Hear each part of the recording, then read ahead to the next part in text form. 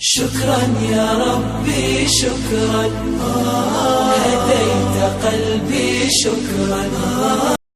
السلام علیکم. سورة البقرہ آیت نمبر 72 and 73. رب اشرح لی صدری ویسر لی امری واحلل عقدۃ من لسانی یفقہوا قولی. اعوذ باللہ من الشیطان الرجیم. بسم اللہ الرحمن الرحیم. وَإِذْ قَتَلْتُمْ نَفْسًا فَادَّارَأْتُمْ فِيهَا وَاللَّهُ مُخْرِجٌ مَا كُنتُمْ تكتمون. فقلنا اضربوه ببعضها كذلك يحيي الله الموتى ويريكم آياته لعلكم تعقلون. اور یاد کرو جب تم نے ایک شخص کو قتل کر دیا تھا اور اس کے بعد اس کا الزام ایک دوسرے پر ڈال رہے تھے، اور اللہ سبحانہ تعالیٰ کو وہ راز نکال باہر کرنا تھا جو تم چھپائے ہوئے تھے.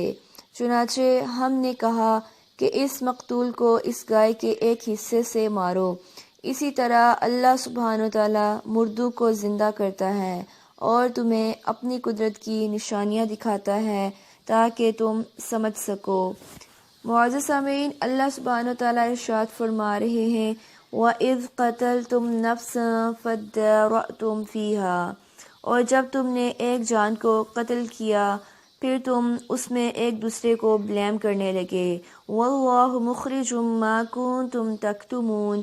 اللہ سبحانہ تعالیٰ نکالنے والا تھا جو تم چھپا رہے تھے.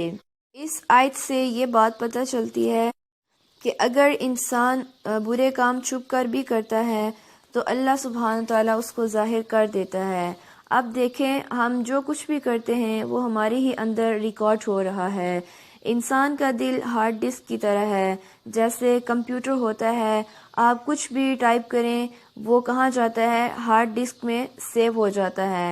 پھر آپ اس کی فائلز بنا لیتے ہیں، جس کو کلک کرتے ہیں وہ کھل جاتی ہے، اور لوگوں سے چھپانے کے لیے آپ ان کو کوڈ کر دیتے ہیں کہ کوئی ہماری فائل نہ کھولے.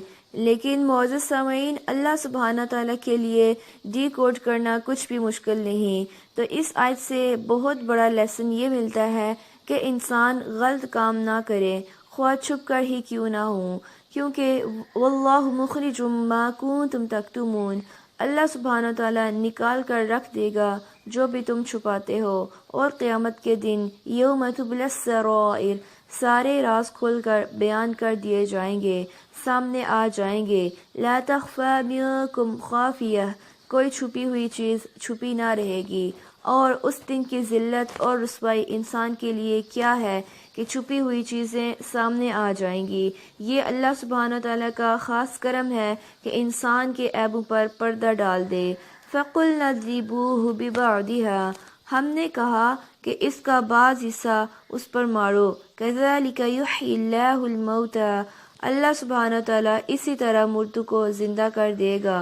یعنی جیسے اس مقتول کو زندہ کر دیا، کیونکہ کہا جاتا ہے کہ بنی اسرائیل نے جو ہی گائے کا ٹکڑا مارا مقتول اٹھ بیٹھا اور اس نے اپنے قاتل کا نام بتا دیا.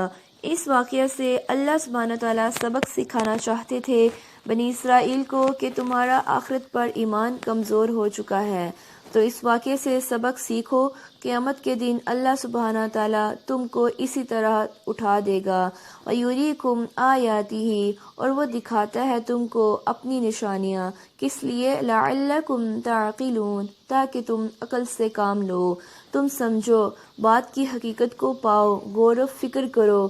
تو اس گائے کے واقعے سے بہت سے سبق ملتے ہیں، جن میں سے ایک تو یہ ہے کہ انسان کو اللہ سبحانہ تعالیٰ کا حکم سیدھا سیدھا مان لینا چاہیے، دین میں حجت بازی نہیں کرنی چاہیے۔